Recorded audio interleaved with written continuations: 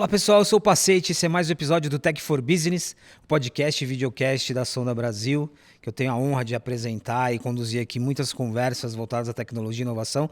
Cada papo é uma aula de inspiração, aprendizado sobre mercados e indústrias específicas, e é o caso de hoje. Hoje a gente vai aprender muito sobre uma companhia em especial, que às vezes ela é associada talvez a menos produtos ou serviços do que ela gera hoje globalmente. Para falar sobre esse assunto e para entender essa companhia, eu recebo o Glauco Ferreira. O Glauco ele é diretor executivo para a América do Sul na Epson. Epson é uma empresa japonesa que tem uma ligação muito forte com os Estados Unidos, mas que tem uma operação muito importante aqui na região. Querido, bem-vindo, obrigado pela presença. Obrigado, Pacete, obrigado pelo convite e tenho certeza que a gente vai poder esclarecer bastante coisa do que é a Epson. Só nos bastidores o que você me contou aqui já me deixou bastante empolgado. Eu estava falando para o Glauco, né? Tem uma associação direta com o Epson apenas na parte ali de impressão. E aí a gente até fica pensando, né? Nossa, mas impressão no mundo cada vez digital. Mas na verdade o que você vai fazer aqui é desconstruir um pouquinho e explicar para a gente o que é esse colosso chamado Epson.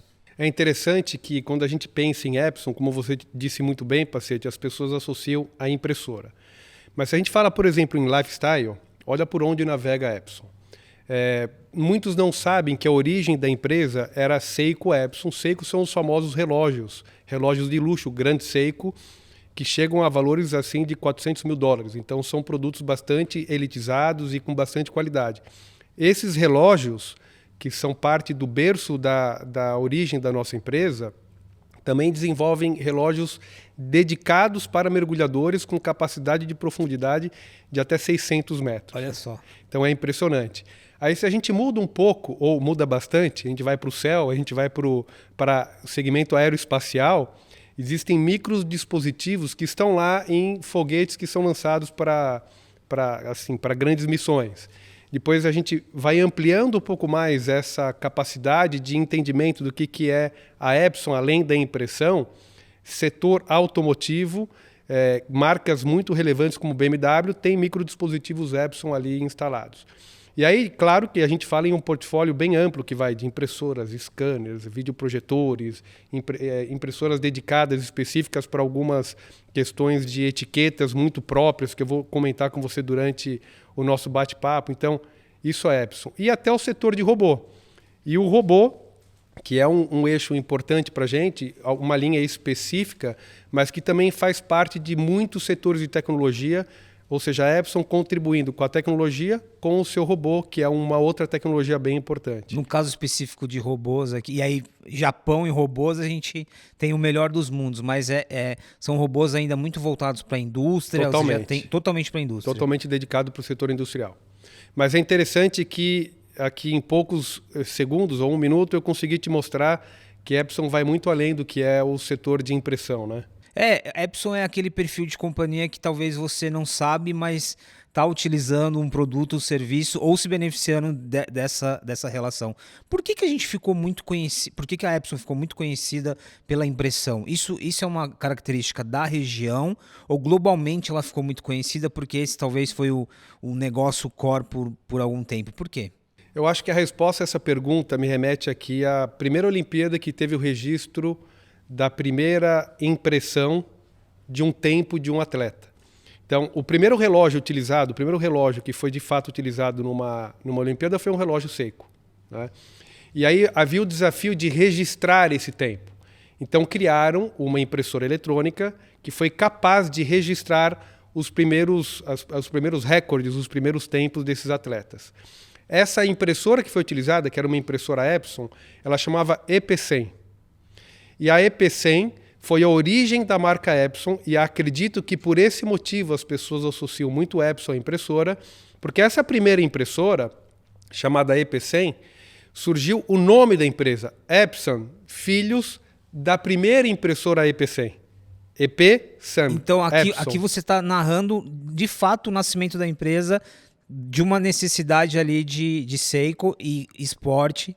E aí a impressora. Exatamente. Então surge a empresa Epson, que são as impressoras que viriam depois dessa EP100, seriam filhas dessa primeira EP. E a Epson, que é essa junção desse aglomerado de empresa que eu comentei com você, faz com que as pessoas associem muito Epson à impressão. Muito legal. É interessante, e aqui tem muito. Quando a gente olha para o Japão e para a Ásia em especial, tem uma vanguarda de inovação, pesquisa e tecnologia que é muito interessante, né? Hoje a gente é muito influenciado por esse olhar da tecnologia que vem da Ásia, né? Falando especificamente sobre o propósito hoje da empresa, considerando que são portfólios, é um portfólio variado, são muitos segmentos, muitas aplicações. Qual é a definição assim de Epson como um todo, como companhia? Eu vou te responder essa pegando o link do que você disse agora há pouco sobre a impressão das pessoas com o Japão, com tecnologia, com engenharia, precisão. E aí eu vou em seguida vincular isso ao propósito, porque essa resposta você vai perceber que está muito ligada. Primeiro que a Epson surgiu numa cidade chamada Suwa, uma cidade menor, mais para o interior do Japão, e foi escolhida essa cidade devido à pureza do ar e à pureza da água, porque a produção dos relógios precisaria muito desses fatores para, de fato, garantir uma precisão na produção dos seus relógios. Então a gente começa a perceber que a origem da empresa é uma origem de uma empresa atenta onde tem uma melhor condição climática pela necessidade dos seus próprios produtos que precisavam de muita precisão. Como eu disse, imagine que um relógio ele tem milhares de peças compactas em um equipamento pequeno para garantir uma precisão do tempo, né? Então a Epson tem uma origem de uma empresa eficiente, compacta e precisa, que é um pouco um mantra nosso, que em Japão seria Shoshosei, eficiente, compacto e preciso. Eficiência de um relógio, compactação de um relógio e precisão de um relógio. Essa filosofia foi expandida para todos os demais produtos da Epson. Hoje a gente pensa em videoprojeção, a precisão da cor, a precisão do brilho dos produtos Epson tem muita origem dessa lógica Shoshosei que eu comentei com você. E essa região do Japão também, Passetti, é interessante que é uma região dos melhores engenheiros do Japão.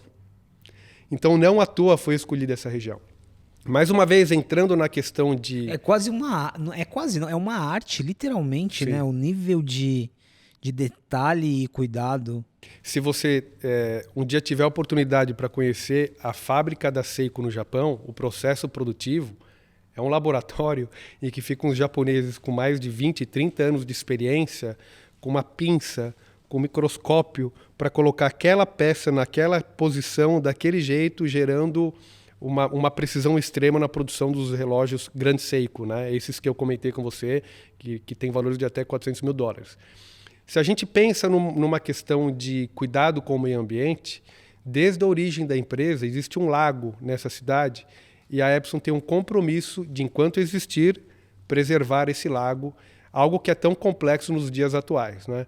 Se a gente pensa nessa origem de uma empresa muito respeitosa ao meio ambiente e algo que quando nem se falava em ESG, o ESG é muito mais do que o meio ambiente, mas uma das letrinhas que fala na questão da sustentabilidade do planeta, quando não tinha essa moda, a Epson já era uma empresa desde sua origem muito atenta a isso. Exemplo, Passetti, nós construímos uma tecnologia completamente diferente para o setor de impressão, tá?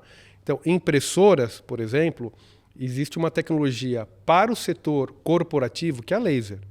Até hoje, em qualquer lugar do mundo, grande parte das empresas conhecem a tecnologia laser. A Epson desistiu de produzir impressoras com tecnologia laser, entendendo que é uma tecnologia muito agressiva ao meio ambiente. A Epson já teve tecnologia laser, mas ela abandonou essa tecnologia. Basicamente, para que você tenha uma ideia, para produzir, para imprimir um papel, com a tecnologia a laser, você tem aí mais de 8, 9 passos que passam por uma fusão, como se fosse um forno mesmo. Ele esquenta, ele tem um toner, né, que é onde fica o pó. O toner é nada mais do que um pó plástico, Passetti. Imagina um pó plástico, um toner que derrete esse pó plástico. Você tem um processo de combustão, não sei se é o termo correto, mas você tem um processo ali de geração de calor que por si alto só... calor. É exatamente um forno, porque para você conseguir derreter um plástico no toner, e esse plástico derretido que vai para o papel, você tem um processo muito agressor ao meio ambiente, que precisa de muito calor e muita energia elétrica. Então a Epson desistiu dessa tecnologia e implementou, depois de muitos anos, uma tecnologia a frio, em que você consegue, através de uma tinta pigmentada, uma tinta muito específica, que ela é provada em laboratórios, que ela tem capacidade de permanecer impressa por mais de 400 anos, né? E é interessante que as pessoas associam tinta com manchar, borrar. A gente faz testes, Passetti, em que no que imprime um papel, em muitos lugares a gente faz esse teste, a gente borrifa com água, o papel raspa na hora e vê que não sai a tinta. Então, uma tinta pigmentada não precisa de calor para o processo produtivo, é uma cabeça de impressão muito precisa, eu estou associando de novo a tecnologia, né? Em que ela consegue, por partículas de tinta muito precisas, colocar aquilo que é necessário para a impressão, já sai seca, permitindo uma redução de energia elétrica durante o consumo de uma impressora de até 90%. É bastante coisa. É muita coisa. Ô, Glauco, tira uma dúvida. E aí, a gente aqui praticamente... as nossas imersões, os papos aqui, é inteligência artificial, tecnologia, códigos, e aqui você está falando de impressão, papel, tinta. Dá uma ideia para a gente, principalmente para quem não está imerso nesse mercado, que papel que o papel tem nesse momento, porque no senso comum a gente imagina, não, a gente caminha para acabar com o papel, tudo digitalizado. Não, o papel tem uma função. Como que tá? Quando a gente fala de uma companhia, no que é necessário, no que não é necessário, dá uma ideia pra gente, porque você começou a falar de coisas tão tangíveis e me veio essa dúvida. Eu vou te responder com dados e depois com projeções, que a projeção ela é uma incógnita, pode ser que sim, pode ser que não, né? Então, desde a pandemia, o mercado de impressão tinha um volume de impressão. Com a pandemia, caiu pela metade, literalmente, né? Mas esse ano já é o primeiro ano que retoma patamares de volumes de impressão similares à pré-pandemia. Isso está relacionado à volta para o escritório? A volta para o escritório, na verdade, mudou a forma de imprimir. Por que eu estou dizendo isso? Antes da pandemia, existiam grandes centros nos escritórios, impressoras muito grandes, com muita capacidade de impressão, porque todos utilizavam aquela impressora, né? Hoje as pessoas nos escritórios imprimem menos, mas as pessoas imprimindo menos, elas têm impressoras espalhadas mais pelo escritório, com menos velocidade, para atender essa nova demanda, que continua havendo impressão. A questão é que ocorre uma certa migração também de impressão em diferentes verticais. Eu vou te dar um exemplo. O grande desafio dos professores, né? E é interessante porque eu também ministro aula na Fundação Getúlio Vargas e já há 14 anos, Passetti. É interessante o quanto eu vejo. Por mais que sejam adultos que estão no curso de MBA, há 14 anos era muito mais fácil você prender a atenção dos alunos sem esse negócio aqui que é um desafio enorme, né? Então imagine hoje ali executivos, donos de empresas, ou se você vai para setor de educação mais primário, prender a atenção de um aluno é muito difícil, né? Por que eu estou falando isso? Porque hoje as escolas em São Paulo, inclusive, já estão retomando, não é mais permitido utilizar celular nas escolas, né? Então isso faz com que volte mais a impressão, a escrever. Então o setor educacional tem ocorrido um movimento de retorno à impressão, retorno ao papel. Se você vai para outros setores, tecnologia, de setor financeiro, por exemplo, bancos têm grandes desafios eles falam até em impressão zero no tempo. Na conversa pequena, eles falam, impressão zero é mais difícil, né? Mas sim existe um movimento de redução de impressão. Então a resposta para você existem setores com claro movimento de interesse de redução de impressão, outros com movimento de retomada de impressão, e que o número que mostra para a gente hoje é o número de impressão sendo volumes retomados a períodos pré-pandemia. Se eu olho para o futuro, existe sim uma tendência de queda de impressão. Qual que é a questão que a gente sempre fala, Passetti? Enquanto houver impressão, que seja uma impressão mais limpa, com a tecnologia a frio, que permite essa redução de energia elétrica. Exemplo, o Sonda ganhou há pouco tempo, um pouco mais de um ano, um projeto bem importante da Petrobras. A Petrobras tem um parque de um pouco mais de 3, 4 mil impressoras e que, se eu lembro bem, eu vou te fazer uma conta aqui rápida. Considerando 5 anos de contrato, são 60 meses, são mais de 120 mil dólares 120 mil reais de economia de energia elétrica por mês. Se você faz a conta dessa redução de energia elétrica mensal multiplicada por um contrato de 5 anos, dá milhões de reais de economia de energia elétrica. Então, enquanto houver impressão, que seja uma impressão mais sustentável.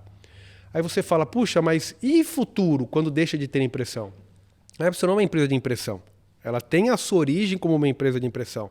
Mas a gente tem desde scanners, que fazem a digitalização de muito papel, e tem um movimento muito grande de bancos querendo digitalizar os seus documentos, e a gente tem equipamento para isso. Ou se você fala em projeção. Projeção é imagem. Então, projeção, você sai quando você fala numa televisão ou painéis de LED, eles são bons para questões planas, para você colocar numa parede. Mas quando a gente pensa em trazer vida para as coisas, né? Então, exemplo, não sei se vocês se lembram quando o Cristo, no Rio de Janeiro, teve uma projeção de um coração batendo. Aquilo é um projetor de alto brilho, e a gente tem cada vez mais a capacidade de fazer mapping, que é projeção em superfícies não planas, gerando vida para algo que está estático. Isso é muito utilizado em arte imersiva, experiência, não só arte, mas experiências, shows. É bem amplo aqui a aplicação, né? Museus imersivos, né? Você pode ver que teve Van Gogh aqui nos shoppings de São Paulo, que também foram para shoppings de todo o Brasil. São projetores de alto brilho gerando essa imagem. Então, o que é a Epson? A Epson é uma empresa de solução de imagem. Através de uma impressão, através de um escaneamento, através de uma projeção.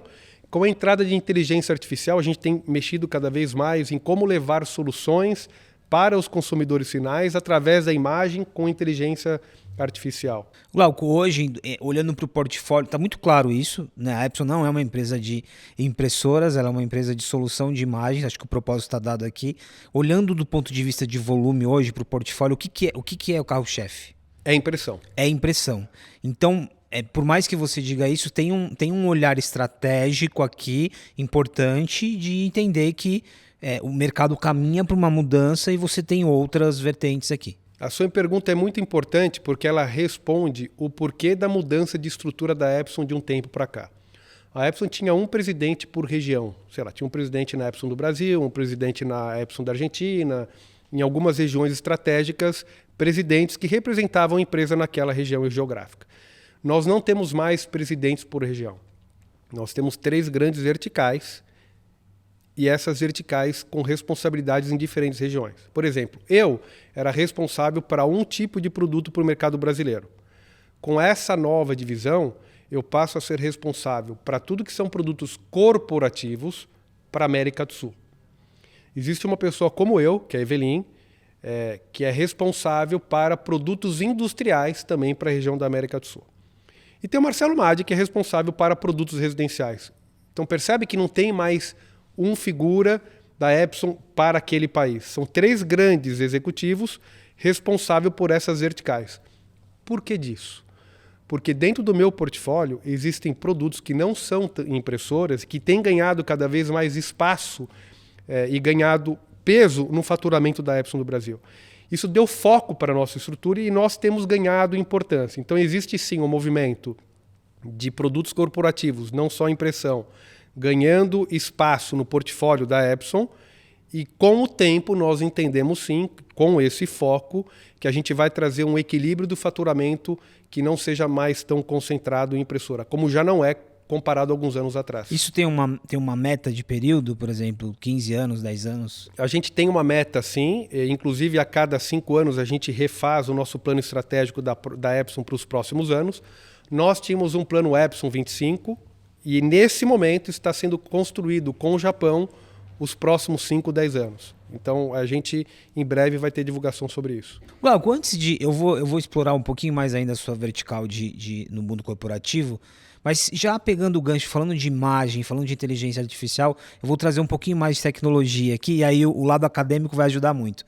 Quando você fala de imagem, nos últimos anos, a gente teve muito teste, experimentação, então eu tenho holografia, eu tenho realidade aumentada, realidade virtual, realidade mista, gêmeos digitais, né, quando a gente fala muito também pro lado da indústria, o quanto essas tecnologias já foram testadas, experimentadas, estão no escopo, derivaram algum tipo de MVP ali dentro do escopo de vocês? Muito bom. Se a gente fala, por exemplo, setor de saúde, todo mundo sabe a dificuldade que é para uma criança fazer um exame de ressonância. Né? Aquele equipamento gigante. Você tem que entrar ali no tubo. Exato. E aí tem que entrar no tubo, não pode se mexer. A gente que é adulto, quando vai fazer uma ressonância, de repente mexe um pouco, aí volta lá a técnica e fala, puxa, eu vou ter que refazer essa sessão porque você se mexeu. Eu nem percebi que me mexi. Né? Imagina uma criança. Então por que eu estou comentando sobre isso? Porque nós criamos uma solução junto com o Albert Einstein, né, um conceituado hospital aqui que todo mundo conhece de São Paulo, e uma referência, o melhor da América Latina, referência mundial. E nós criamos um projeto através da nossa área de pesquisa e desenvolvimento. A Epson, por ter uma fábrica aqui em São Paulo, nós temos um incentivo de investir em pesquisa e desenvolvimento com benefícios que deixam de ser pagos alguns impostos, desde que, de fato, eu gere esses benefícios para a sociedade com soluções tecnológicas. Essa solução, que eu vou comentar com você, veio de um projeto como esse em parceria com Einstein. Então, como é que funciona? Uma criança vai para um exame de ressonância com tablet, jogando um joguinho que ela vai matando. Agora você tem que matar a bactéria. Lave bem as suas mãos para que você não tenha problema também de contaminação. Então, agora você aperta tal botão para combater a bactéria e o vírus. E ela vai se divertindo antes do exame. Aquele exame que era para ser super tenso para a criança, ela está gostando porque ela está brincando. Quando ela entra na sala, Passetti, ela vê aquele equipamento gigante sendo projetado nele. E só é possível a projeção em superfície não plana com projeção. A narrativa do game continua. Total. Ele continua jogando. E aí, quando ele entra naquele tubo, que ele deveria estar com medo, estaria supostamente com medo, aquele joguinho interativo, com uma voz naquela sala, fala: agora, para você combater a bactéria, você vai entrar nesse tubo e tem que ficar quieto por tanto tempo. E aí você vai ser o grande campeão dessa batalha. E aí ele fica quieto e sai. E olha que legal. Quando acabaram vários exames como esse, e fizeram pesquisas com as crianças e com os pais. E eu li uma das respostas dessas pesquisas, né? Dizendo assim: vocês me criaram um problema, brincando, o pai falando, porque o meu filho quer voltar amanhã para fazer outro exame. E além dos benefícios para a própria criança, que se divertiu, um exame que às vezes não conseguiria ser finalizado, para ser finalizado tinha que sedar a criança. É horrível ter que sedar uma criança para fazer um exame. Então reduziu o número de sedativos aplicado em crianças, o número de parada do hospital com aquela questão do exame que teria que ser concluído, a satisfação dos pais, né, em ver que conseguiu fazer um exame de uma maneira tranquila e sem pressão com seu filho. Para o hospital gerou uma redução de custo importante, porque o equipamento não para, não tem que refazer o exame, não põe sedativo. Então esse é um tipo de solução que a gente percebe o quanto que traz toda essa dinâmica que você perguntou para mim. Né? E agora, aproveitando o teu lado acadêmico aqui, e para a educação? Acho que quando você dá o exemplo aqui da aplicação na saúde, eu fico levando muito para a educação. Tem um elemento importante que você mencionou aqui, a educação hoje.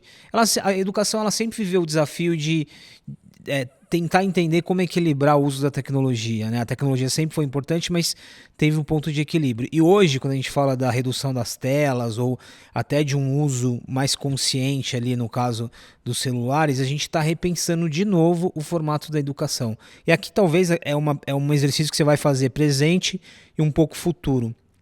Como vai ser essa educação? Quando a gente fala de imagem, quando a gente fala de uso de tecnologias imersivas, mas ao mesmo tempo a retomada um pouco dessa necessidade da gente sair do mundo imersivo. É quase um paradoxo, na verdade. Sim, é verdade, né? Acaba sendo, sim.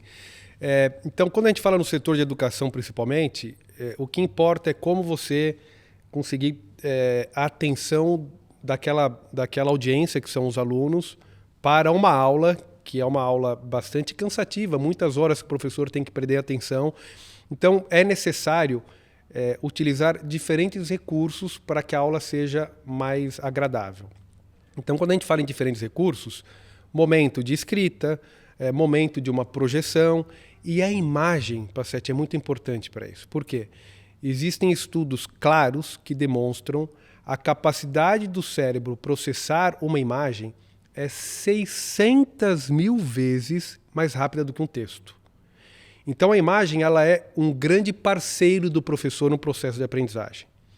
Existe um estudo feito pelo MIT, que é um Instituto de Tecnologia de Massachusetts, super conceituado, em que eles demonstraram a capacidade do cérebro perceber uma imagem em 13 milésimos de segundo. Então, é muito claro, com todos esses estudos, o quanto que a imagem precisa ser utilizada para dentro da sala de aula. Para isso, os projetores interativos, eles, além de levarem a imagem, eles levam a interação para o aluno com a tecnologia. Aquilo que era um competidor do professor passa a ser um aliado. Porque o projetor interativo permite o professor transmitir o poder do aluno através de um celular, através de qualquer dispositivo, ele escrever no seu dispositivo e aparecer lá no projetor interativo lá na frente para todos os alunos. Ou o professor pode muito bem interagir escrevendo numa lousa, na verdade não é uma lousa, é na própria parede, não precisa de lousa, é uma parede, com o projetor projetando nessa parede. Ele escreve na parede com uma caneta que na verdade não sai tinta, não sai nada, devida justamente pela tecnologia do projetor interativo, sai essa imagem que ele risca na parede, ele salva esse conteúdo e envia imediatamente para o arquivo dos alunos. Tudo que você está falando é realidade. Realidade, isso já existe. Grandes escolas já possuem esses projetores. Uma rede importante aqui de São Paulo, que é a Maple Bear, que é bastante conhecida, uma rede canadense, que tem muitas escolas, uma franquia bem respeitada. Eles possuem essas nossas tecnologias. E o que é mais interessante, relatos de professores dizendo que melhorou muito a qualidade da aula dele depois que implementou essa tecnologia. Então, qual que é o ponto? Não tratar a tecnologia como um concorrente, como trazê-lo para ser o meu parceiro para dentro da sala de aula. Glauco, eu vou explorar agora mais o teu lado acadêmico, tirar um pouquinho do crachá, mas ainda você está tocando nesse ponto da imagem e aqui a gente discute muito, né? Inteligência artificial, o impacto da AI, AI generativa, o que a gente já sabe, o que a gente já consegue prever, o que a gente não consegue. Quando a gente fala de imagem, percepção, comportamento, hoje a parte de criação de imagem, vídeo na AI generativa é uma das que já estão na ponta em relação a testes, ferramentas que vão surgindo. O que você consegue vislumbrar? E aí, muito baseado em pesquisa, em observação, o que você consegue vislumbrar em termos de impacto? Quando eu falo impacto cognitivo, impacto de interação, porque agora a gente passa a interagir com coisas sintéticas, né?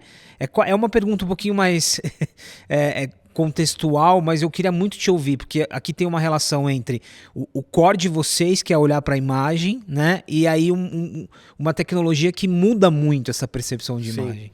É uma pergunta difícil de ser respondida porque ninguém sabe exatamente para onde vai o mundo com a questão da inteligência artificial e tudo que ela pode levar de benefício para a sociedade. Existem as frentes mais pessimistas e eu sou um eterno otimista, né? Então, eu acredito que a associação da combinação da tecnologia, quando bem pensada, quando bem trabalhada, com boa intenção, ela gera, sim, muitos benefícios para a sociedade, né? Então, aqui, exemplo, se a gente pensar na capacidade de uma inteligência artificial associada a um hardware, associada à tecnologia que já existe hoje, eu estava comentando com você há pouco de que na China, acabaram de criar, na Epson da China, uma combinação de inteligência artificial com sistema de escaneamento de prova, com sistema de impressão da própria prova, tudo combinado, entregando, através da inteligência artificial, a combinação da correção da prova para que o professor dedique menos tempo a algo processual e esse tempo dele pode ser utilizado para criação, que é o que você comentou na sua pergunta. Então, olha que interessante. IA, scanner, impressão, combinando esforços juntos para entregar uma solução para o professor que ele não tenha que ficar corrigindo prova. É fantástico isso. Isso libera tempo para o professor criar novas soluções para o seu processo educacional, levando mais qualidade para o aluno. Então, assim, é enorme a capacidade de entrega da inteligência artificial com todo o setor de tecnologia e é muito rápido, né? Assim, a capacidade das empresas perceberem quais tipos de soluções. A verdade é que precisam pensar em quais soluções podem ser criadas para liberar tempo. Esse é um ponto importante, que seria a minha próxima pergunta, porque eu concordo também com você, com essa, né, o que pode ser automatizado te dá tempo para fazer algo que você pode colocar outras atribuições humanas ali, mas aqui tem um desafio que esse profissional ele vai precisar se reinventar. Sempre. E a gente sabe que uma reinvenção profissional ela não depende somente do profissional, né? Você tem a academia, você tem a empresa. Qual que é esse grande desafio aqui? E é o que você acabou de falar, né? Como que a gente vai entender esse tempo? Qual que é o desafio? Quem se envolve aqui? Porque pegando o teu exemplo como professor, ele é muito claro, mas todos os segmentos vão passar por, todas as profissões vão passar por isso, né? Eu trabalho como jornalista, por exemplo, eu já consigo hoje automatizar muita coisa. E aquilo que eu consigo ganhar de tempo, como que eu vou aplicar? Eu tenho que me reinventar. Então, mais uma pergunta aí para o teu lado acadêmico. Você está me levando para um lado que até, eu não vou dizer que foge da tecnologia, porque a tecnologia pode contribuir, mas pensando no futuro, Passetti, o que será do profissional do futuro? E esse futuro está aqui já. É um futuro quase que virou passado, na verdade, né? É um futuro de algumas horas que quase já virou passado, sim. Eu vou muito agora para o lado da inteligência emocional, porque assim, a tecnologia ela vai de fato levar muitas soluções e aplicações que profissões hoje que existem vão ser substituídas. E qual que é o olhar social para isso? Vão surgir profissões novas, mas para qualquer profissão nova, o grande desafio para o profissional é a inteligência emocional. Porque é muito complexo você imaginar o quão é acelerado o mundo, a quantidade de informação que as pessoas têm hoje disponível na palma da mão de maneira muito rápida. Já é passado a informação, como trabalhar essa informação com a inteligência artificial levando solução e onde fica o ser humano diante de toda essa dinâmica de velocidade, de entrega, de cobrança. Precisa ter muita inteligência emocional, precisa ter muita habilidade de como lidar com as pessoas, entender o ser humano, entender o próximo, a necessidade do outro, liderando uma equipe bastante grande na Epson, Passetti. Hoje eu posso afirmar para você que grande parte do meu tempo é entender as pessoas, o que elas precisam. E não é entender só dentro do trabalho, é olhar para um profissional e pensar, ele não está bem hoje por quê? E chamar ele para uma conversa e por que você não está bem? E você passa a tratar questões de fora da empresa para que aquele profissional performe melhor. Então você percebe que a habilidade para trabalhar no mundo cada vez mais moderno sai de questões técnicas que alguém vai fazer isso para mim mais rápido, mas essa inteligência emocional, até que me prove o contrário, eu não vejo uma máquina sendo capaz de ter esse entendimento que o coração tem essa capacidade. Então, cada vez mais eu percebo para um futuro e cada vez mais imediato a relevância de uma inteligência emocional para que os profissionais consigam utilizar melhor a tecnologia a favor da sociedade. O que você diria para líderes como que estão na sua posição hoje? E aqui é um ponto que a gente trata muito, né? Muitas lideranças, muitas pessoas que serão líderes que têm muito esse desafio de entender, tá bom, tá todo mundo falando de IA generativa, o que eu faço? Eu trago um treinamento para minha equipe, mas o treinamento do quê? Eu trabalho o emocional, soft skills, o que você diria? Porque é interessante você trazer esse lado da inteligência emocional, porque a inteligência emocional ela é insumo até para você conseguir navegar nesse momento, né? Para onde eu vou, o que eu faço. Mas o que você diria para uma liderança aqui que hoje precisa lidar com o dia a dia, lidar com a meta, lidar com o resultado, mas ao mesmo tempo trabalhar uma equipe que ela está se transformando muito rapidamente? Eu acho que a resposta passa pelas questões mais básicas do início de qualquer sociedade, que é o respeito e empatia, né? uma vez que você de fato enxerga o outro e não olha só para você mesmo, você percebe que alguém está precisando de algo. Se você não repara o outro, você nunca vai entender que alguém está precisando de alguma coisa. Então eu entendo muito que a inteligência emocional passa muito pela questão de abandonar o eu e perceber o próximo, né? Entendeu que aquela pessoa... E o próximo, quem é o próximo? O próximo é aquele que, de fato, vive ao seu lado. O próximo é alguém da sua família, o próximo é alguém do seu trabalho, o próximo é aquele que vive a sua vida. Então, quando você pensa que a gente dedica 8, 10, 11 horas do nosso tempo dentro de uma empresa corporativa, aqueles que vivem comigo são os meus próximos de 8, 10, 11 horas de convívio. Então, perceber o que está acontecendo com aquele que está ao seu lado significa deixar de olhar para si e passar a enxergar o próximo. E aí, dentro desse aspecto, você sabe que do mundo acadêmico, eu acabei indo também para o lado da psicologia, né? Um segmento que me agrada muito. Eu fiz um mestrado em psicologia e eu estudei muito sobre Vygotsky, que é um cara super, super importante desse século passado, que traz a importância do social para a capacidade do processo de aprendizagem. O que significa isso? Então, a minha tese trouxe muito a questão do quanto que o meio em que a pessoa vive influencia para que um tenha melhor capacidade de aprendizagem do que o outro. Quem é o meio? O meio é tudo aquilo que está ao seu redor. A sua família te forma, a sua escola. E quantos traumas e quantas coisas que você leva da sua infância para dentro da empresa. Então, tratar o eu, tratar essas questões emocionais da psicologia é muito importante, porque o processo de aprendizagem é comprovado que é muito mais produtivo quando alguém tem uma base estrutural social mais saudável. Quando você tem uma educação, seja dentro de casa ou na escola, que te traga uma autoestima mais segura, que te traga uma construção de sociedade mais saudável, o seu processo de aprendizagem também é mais pleno. Pensando nisso dentro da organização, como eu posso tornar um meio social mais saudável, que também continuará contribuindo para que a aprendizagem dos profissionais seja melhor?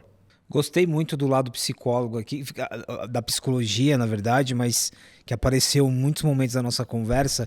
Quase terminando, mas eu queria expandir o que você falou aqui do ambiente no corporativo para o ambiente sociedade. Porque aí, de novo, você já deixou claro aqui que a tua visão em relação à tecnologia, à inteligência artificial, ela é otimista. E aí eu acho que aqui passa até quase por uma opinião pessoal, Glauco. Hoje tem muitas discussões aqui sobre inteligência artificial generativa. Ética, direito autoral, regulação, esse desafio de preparar as pessoas para outro contexto. Na tua opinião, o que seria aqui uma urgência nessa conversa? Aqui eu estou juntando o profissional da Epson, o profissional que fez uma imersão em psicologia, o acadêmico. O que é mais urgente? É regulação? É tratar o lado, como você falou, emocional das pessoas, mas como sociedade? Elas são complementares, eu entendo. Você tirou uma palavra da minha boca, eu acho que a regulamentação, sim, ela é primordial, porque a gente parte do princípio que nem todas as pessoas possuem inteligência emocional ou ética madura o suficiente para lidar com essa velocidade da informação. Então eu acho que sim, a resposta passa por uma regulamentação bastante clara e com muita velocidade, e uma regulamentação que já seja pensada na renovação ou na sua atualização, porque a velocidade da informação e da atualização da tecnologia, a regulamentação não acompanha. Então, como criar uma regulamentação que seja boa para a realidade atual que a gente vive, mas também já pensar em formas de atualização dessa regulamentação, entendendo que ela vai ficar velha rápido. É uma mudança estrutural na forma de... Eu estou lembrando do Marco Civil da internet. Enquanto a gente grava aqui, há uma semana o Marco Civil passou por um processo de atualização, mas também já um pouco defasado, né? Muita em função da velocidade.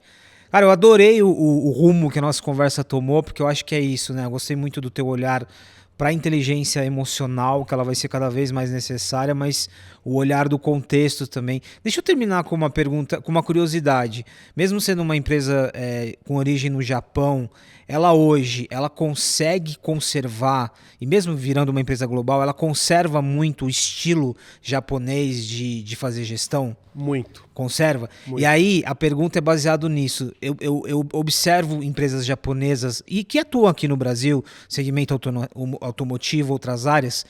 O japonês ele tem uma característica que parece um conservadorismo, mas na verdade não é. É um pé no chão, assim, sabe? Vou falar de carro. Ah, não, agora vamos... muitos concorrentes japoneses, né? Vamos mudar toda a nossa matriz para carro elétrico e tal. E a marca japonesa sendo um pouquinho mais cuidadosa. Faz sentido? E fazendo sentido, o que isso pode nos ensinar num mundo de tanto barulho baseado na tecnologia? Faz muito sentido. Porque o japonês ele repara antes de tomar uma ação. Enquanto outras culturas tomam ação para depois reparar, né? Reparar não no sentido de corrigir, mas de reparar e de perceber. Então, de fato, essa é a cultura japonesa. Muitas vezes a gente percebe o movimento de uma tecnologia que será promissora para o futuro, mas eles preferem esperar um pouco, entender quais são os movimentos, se as soluções que vão ser criadas possuem as melhores soluções dessas soluções. E quando, de fato, o japonês entende esse cenário, porque repara e percebe muito, característica de uma cultura oriental, né? E aí, a partir desse momento, tomar uma ação. Só que uma coisa é certa, a hora que ele vem com o que tem de melhor. Porque ele já pensou, já avaliou, percebeu, testou, entregou o que tem de melhor. E o que é importante é que dentro desse nosso papo, né, que a gente foi também para aspectos emocionais, o quanto saber esperar é importante para uma sociedade rápida. E a cultura japonesa traz muito desse aprendizado para a gente. Isso é muito legal. É legal terminar com esse papo, porque a gente vai precisar lidar muito com essa conversa, né? O quanto que a gente vai precisar esperar numa sociedade que fomenta tanto a urgência e no meio de tanta transformação, porque é isso, às vezes eu preciso... É óbvio, você está reinventando o seu negócio, né? Até então, o núcleo do teu negócio é papel, impressão. Você está caminhando para uma transformação bem disruptiva. E a sociedade como um todo passa por isso. Então eu acho legal, no meio de tanta discussão, tanta coisa, tanta transformação, um pouquinho dessa... Vamos observar também, né? Por mais demagógico que pareça, por mais difícil que pareça, o exercício de observar e de conseguir colocar o pé no chão é muito importante. Querido, obrigado. Eu adorei nosso papo, que ele começa ali nas Olimpíadas, no relógio, ele vai ali para uma visão de sociedade, mas foi muito rica a conversa. Obrigado pela oportunidade de poder dividir um pouco dos pensamentos e das experiências, e é sempre um prazer. Nada como falar com um professor, com um acadêmico, com um mestre. Muito obrigado, querido. Obrigado você. Pessoal, esse foi um papo com o Glauco da Epson, que é muito mais do que uma empresa de impressão, uma empresa que está olhando para a tecnologia em várias vertentes, e o Glauco deixou muito claro aqui que imagem é um forte. E terminamos com essa reflexão, né? No meio de tanta tecnologia, tanta transformação, tantos questionamentos sobre o futuro, também fazer um exercício de contemplar e de analisar um pouquinho a situação sem entrar em desespero. É isso, mais um episódio do Tech for Business, a gente se encontra no próximo. Você que chegou agora aqui tem uma série inteirinha para maratonar, falando de inteligência artificial, negócios, tecnologia e muitos papos legais. Até o próximo.